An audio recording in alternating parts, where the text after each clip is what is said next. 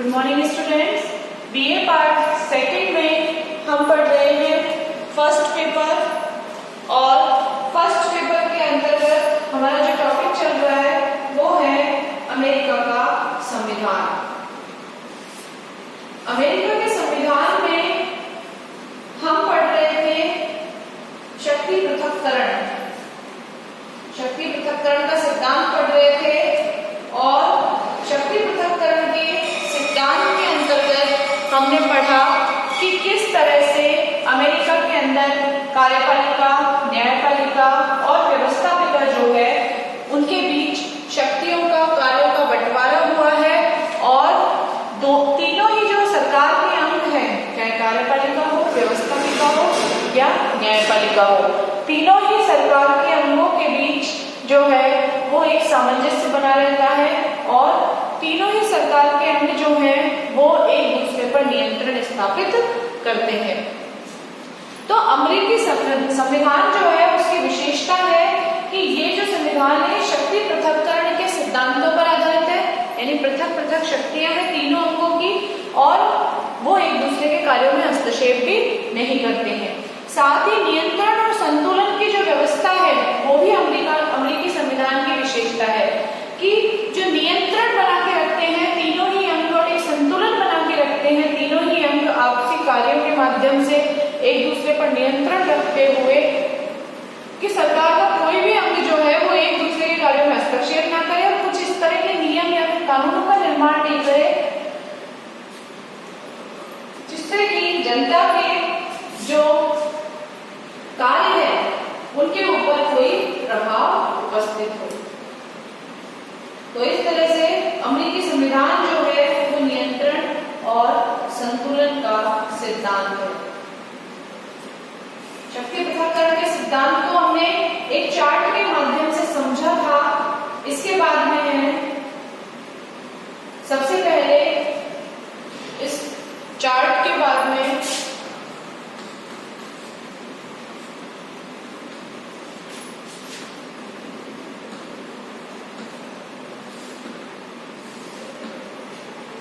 इस चार्ट के बाद में अगर हम देखेंगे तो सबसे पहले है एक दूसरे अंगों पर जो नियंत्रण रखने की प्रक्रिया है उसमें सबसे पहली है कांग्रेस की शक्ति को नियंत्रित करने की व्यवस्था।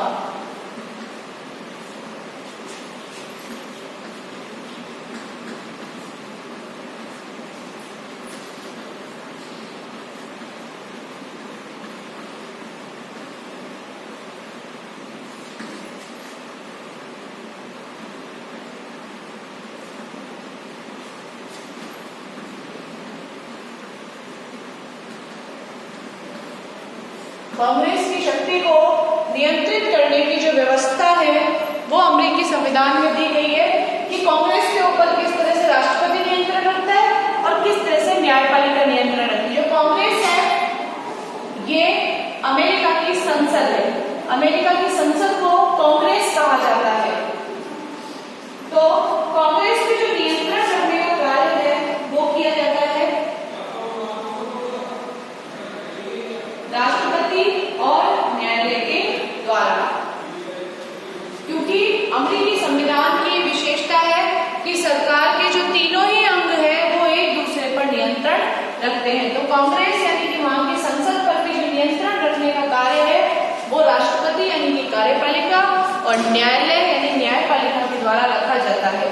कांग्रेस जैसे कि संसद है वहां की, तो नाम से ही स्पष्ट है, संसद जो होती है विधायिका होती है, व्यवस्थापिका होती है वहां की, और कानून निर्माण का जो कार्य है वो कांग्रेस के द्वारा किया जाता है।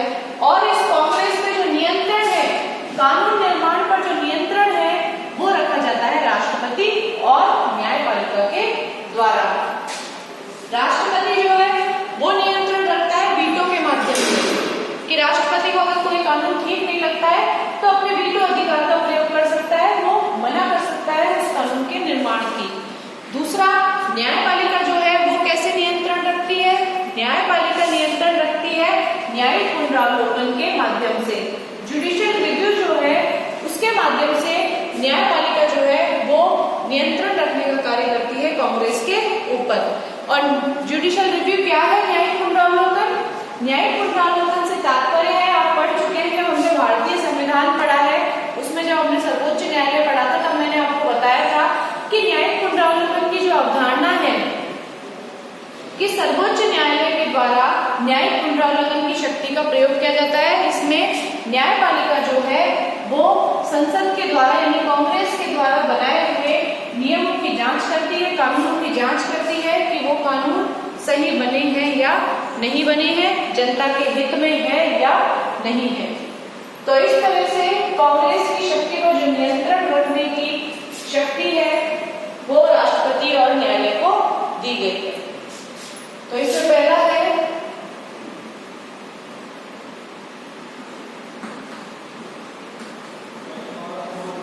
कांग्रेस को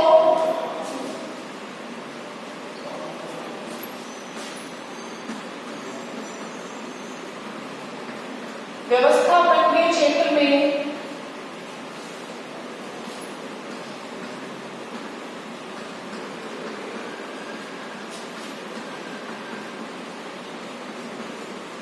शक्ति दी गई है।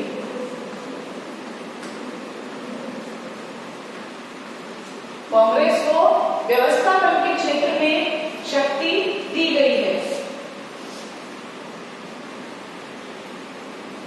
किंतु राष्ट्रपति तथा न्यायालय द्वारा अवरोध की व्यवस्था भी कर दी गई है।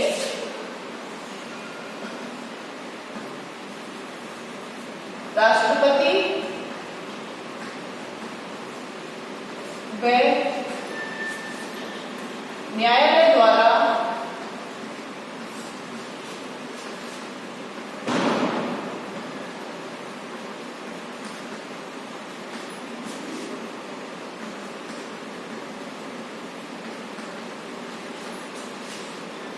अवरोध की व्यवस्था कर दी गई है।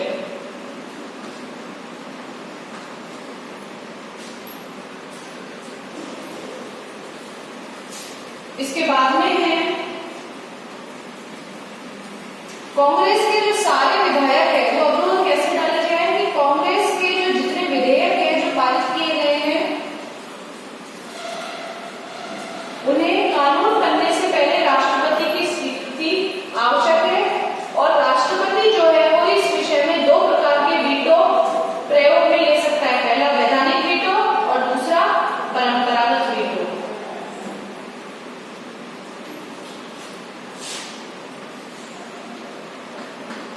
कांग्रेस द्वारा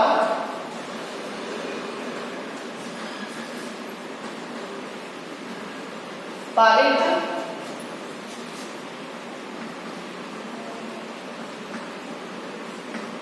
विधेयकों पर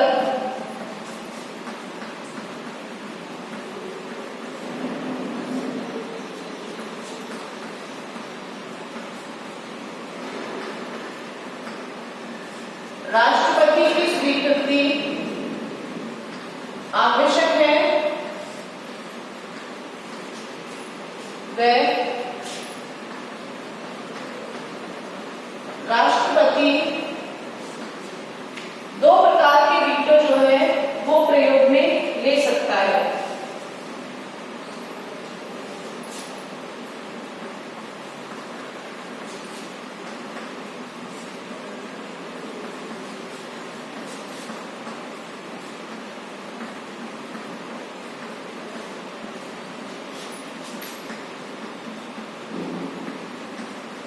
वीटो होता है निषेध अधिकार, मना करना किसी भी कानून को बनने से भी, किसी भी कार्य को करने के लिए। कौन कौन से हैं? पहला है वैधानिक वीटो,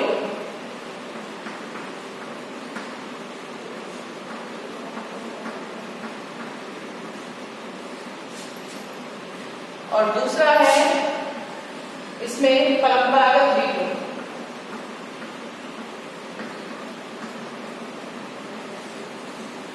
ट्रेडिशनल वीटो। तो इस तरह से दो प्रकार के वीटो का जो प्रयोग है वो राष्ट्रपति कर सकता है। कांग्रेस पर जो है वो न्यायपालिका का नियंत्रण भी रहता है। न्यायालय कांग्रेस के कार्यों का पुनरावलोकन कर सकती है और यदि वे कार्य संविधान की व्यवस्था के प्रतिकूल है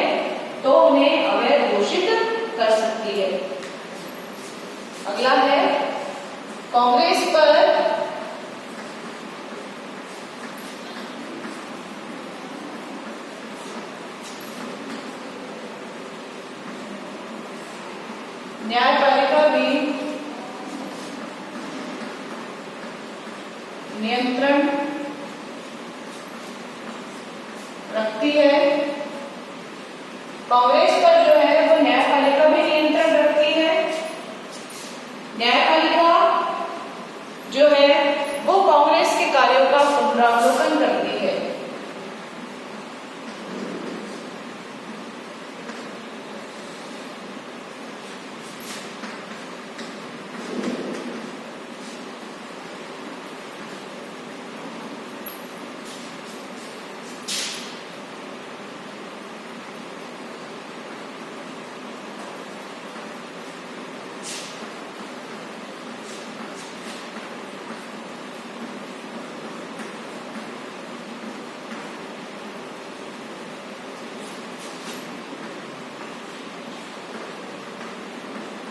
न्यायपालिका जो है कांग्रेस के कार्यों का जो है पुनरावलोकन करती है।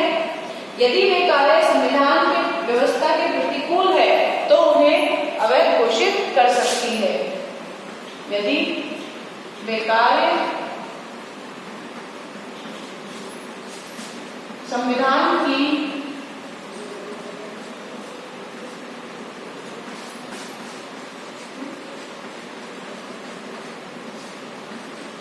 व्यवस्था के प्रतिकूल है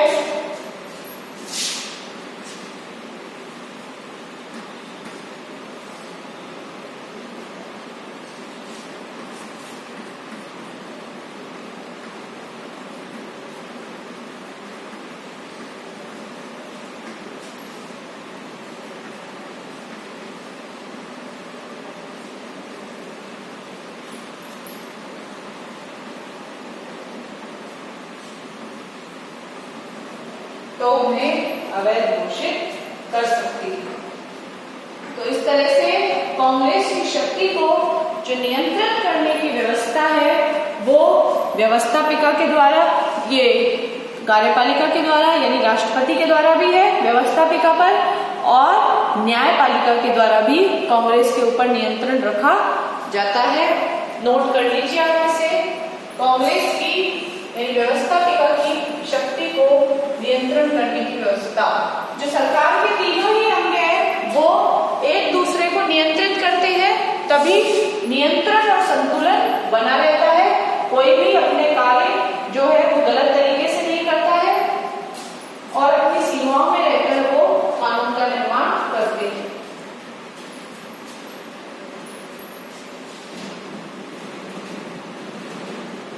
अगला है राष्ट्रपति पर नियंत्रण की व्यवस्था।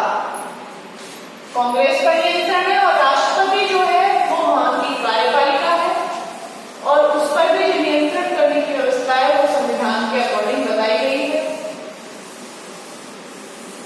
कि राष्ट्रपति भी अपने अधिकार क्षेत्र के बाहर जाकर कोई कानून का निर्माण नहीं करे, अपनी शक्तियों का दुरुपयोग नहीं करे, इसलिए उस पर भी नियंत्रण लगाया गया।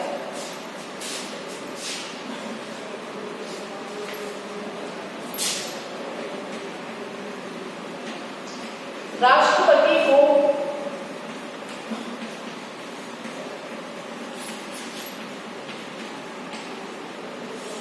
नियंत्रित करने की व्यवस्था।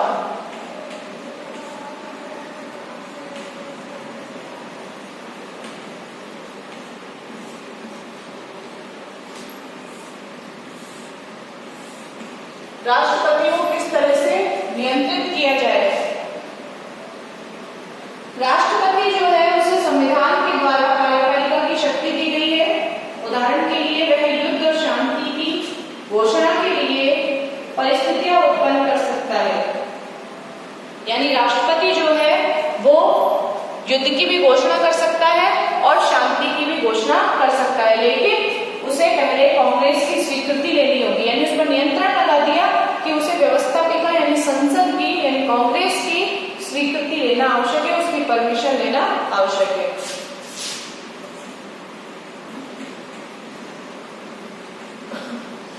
राष्ट्रपति शांति व युद्ध की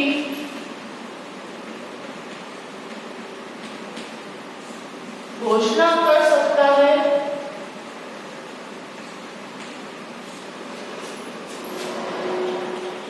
किंतु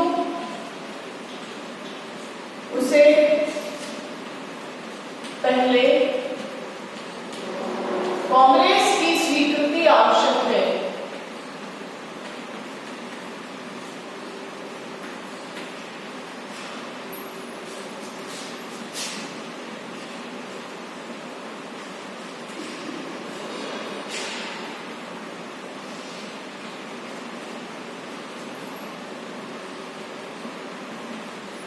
कांग्रेस की जो स्वीकृति है वो आवश्यक है।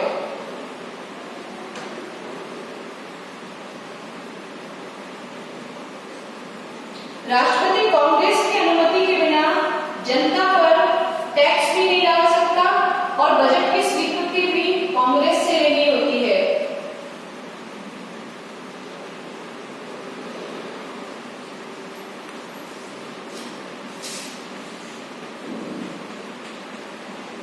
राष्ट्रपति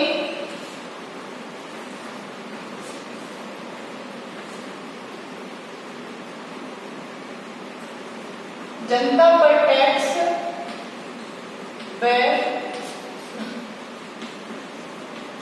बजट का निर्धारण भी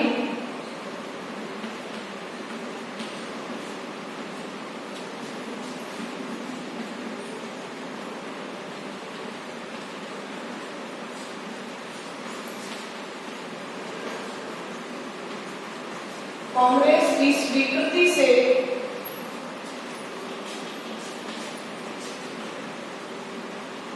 करता है।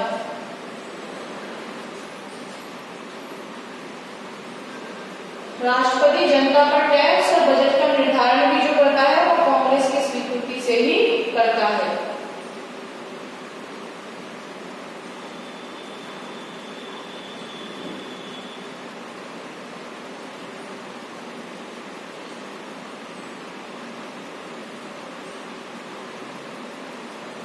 इसके अलावा राष्ट्रपति जो है वो उसके द्वारा की गई संधियां भी उस समय लागू होती है जब सीनेट की परमिशन हो और राष्ट्रपति जो नियुक्तियां करता है वो भी सीनेट की स्वीकृति से करता है।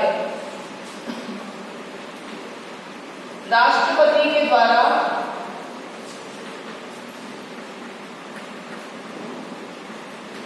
की गई संधियां व नियुक्तियां भी सीनेट जो है वो कांग्रेस का एक सदन है। जो प्रथम सदन है वो सीनेट है। नियुक्तियां भी सीनेट की स्वीकृति से ही करता है।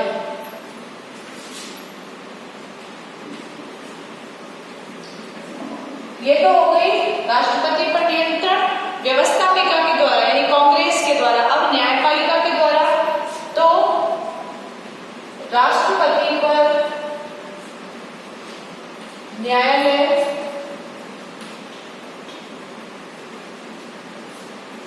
सर्वोच्च न्यायालय के न्यायालय जो है वो न्यायिक पुनरावलोकन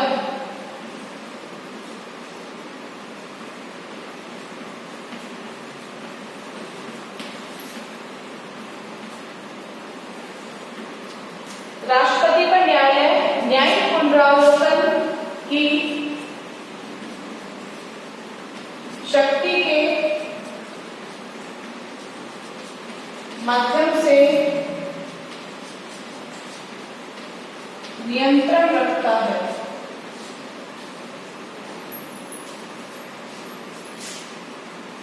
और उसके कार्यों की जांच भी करता है न्यायिक पुनरावलोकन की शक्ति के द्वारा। यदि राष्ट्रपति संविधान के अकॉर्डिंग कार्य नहीं कर रहा है, यदि राष्ट्रपति संविधान के अनुसार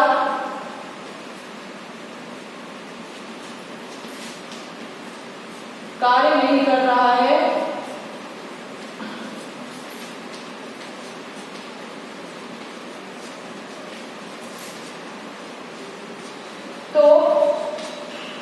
न्यायालयों में या न्यायपालिकाओं में न्यायपालिका उन्हें अवैध घोषित कर सकती है उन कार्यों को।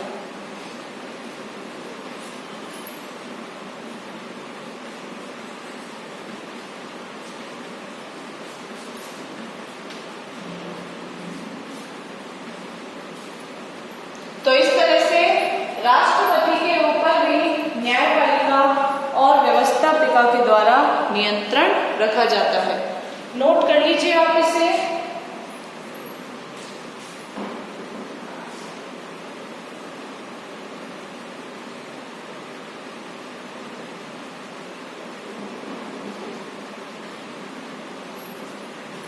इसके बाद में जो इसमें लास्ट है वो है सर्वोच्च न्यायालय को नियंत्रित करने की व्यवस्था, क्योंकि सर्वोच्च न्यायालय के ऊपर भी नियंत्रण रखा जाता है कार्यपालिका और व्यवस्थापिका के द्वारा।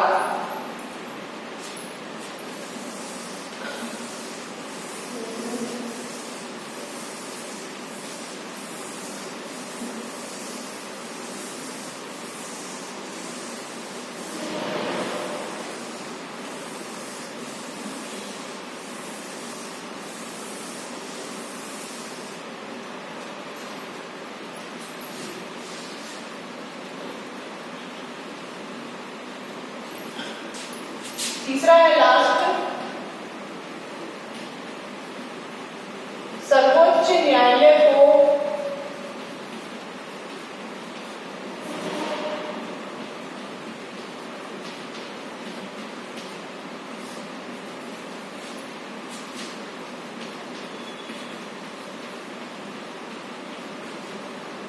नियंत्रित करने की व्यवस्था, यानी सर्वोच्च न्यायालय पर कैसे नियंत्रण रखा जाता है। जिस तरह से न्यायपालिका के द्वारा कार्यपालिका और व्यवस्थापिका के ऊपर नियंत्रण रखा जाता है अमेरिका में, उसी प्रकार से नियंत्रण रखा जाता है इसमें सर्वोच्च न्यायालय के भी ऊपर, न्यायपालिका के ऊपर, कार्यपालिका और व्यवस्थापिका के द्वारा। अमेरिका के अंदर जो न्यायपालिका है वो संविधान का सबसे महत्वपूर्ण अंग है और संविधान के अनुसार उसे महत्वपूर्ण स्थान भी प्राप्त है। शासन का वो तीसरा अंग है और सर्वोच्च न्यायालय राष्ट्रपति तथा कांग्रेस के द्वारा बनाए हुए किसी भी कानून को अवैध घोषित करता है यदि वह संविधान के विरुद्ध हो। परंतु कांग्रेस और राष्ट्रपति भी न्यायालय को नियंत्रित करते हैं। और कैसे नियंत्रित करते हैं? कांग्रेस कानून बनाकर न्यायाधीशों की संख्या घटा या बढ़ा सकता है। न्यायपालिका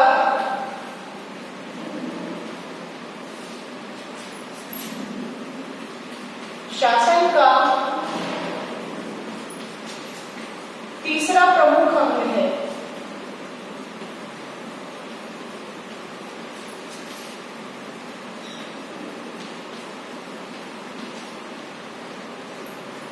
दूसरा है इसमें कि कांग्रेस जो है वो न्यायाधीशों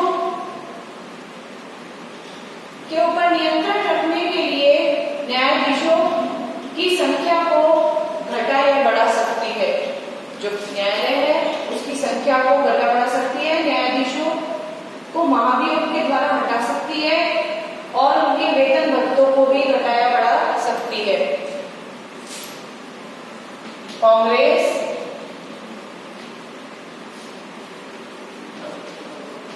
न्यायाधीशों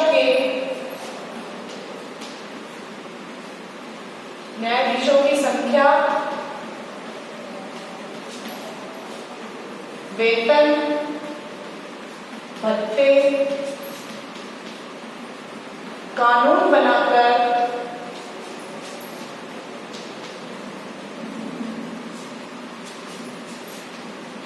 घटा या बढ़ा सकती है।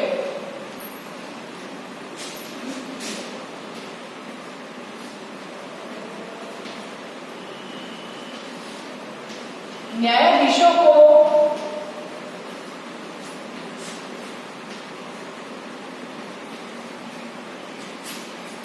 कांग्रेस महाभियोग के द्वारा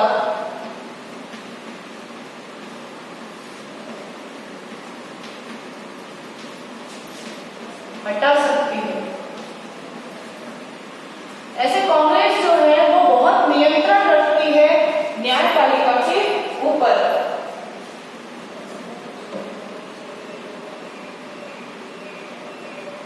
इसी तरह से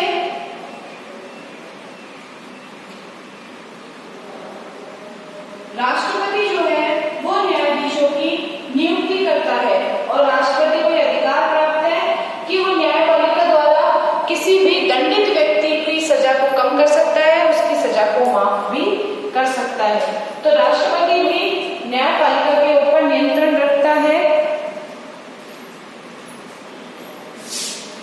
चौथा है इसमें राष्ट्रपति को अधिकार है राष्ट्रपति को अधिकार है कि वह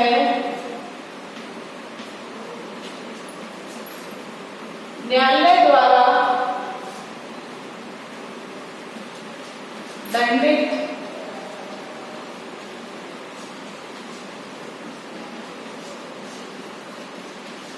किसी भी व्यक्ति को किसी भी व्यक्ति की सजा कम कर सकता है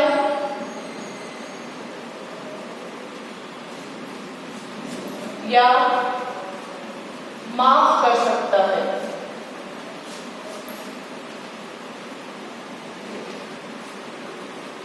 यानी राष्ट्रपति को अधिकार है वो किसी भी व्यक्ति की सजा को माफ कर दे, स्थगित कर दे या फिर उसकी सजा को कम भी कर सकता है।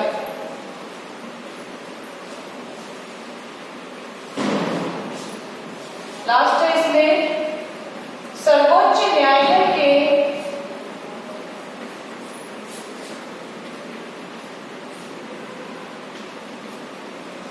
न्यायाधीशों की नियुक्ति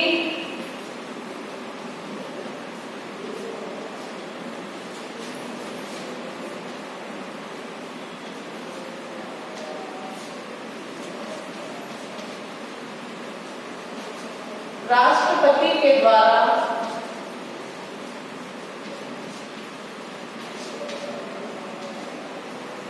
की जाती है।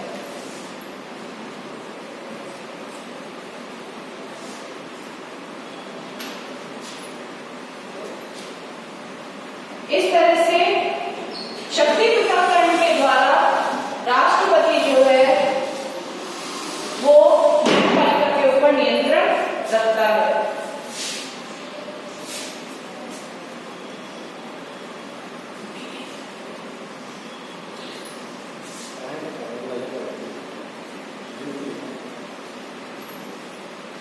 राष्ट्रपति जो है वो न्यायपालिका के ऊपर नियंत्रण रखता है। तो इस तरह से आपका अमेरिकी संविधान में जो शक्ति पृथक्करण का सिद्धांत है और साथ ही जो नियंत्रण और संतुलन का सिद्धांत है सरकार के तीनों ही अंगों के बीच, वो आपका कंप्लीट होता है।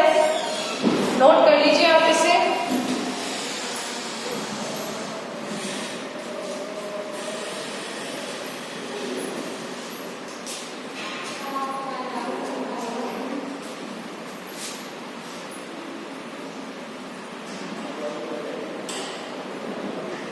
एग्जाम में आपके क्वेश्चन भी आता है शक्ति पृथक्करण के सिद्धांत के ऊपर, आप इसे तैयार कर सकते हैं।